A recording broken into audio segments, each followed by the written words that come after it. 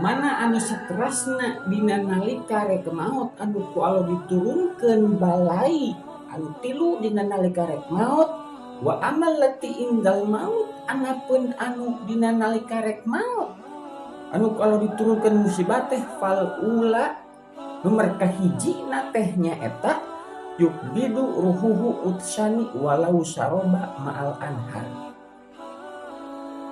Jadi anu kahiji teh musibah anu kahiji tapi dina anu rek maot. Naon anu kahiji teh nyaeta dina posisi urang arek dicabut ruh ulah urang. Jadi dina posisi jalma rek dicabut ruh teh eta teh dina tingkah kayaan ku Allah bakal dibere bakal dijadikeun dina posisi keur haus anu luar biasa. Sok sanajan walau saroba al anhar sok sanajan manehana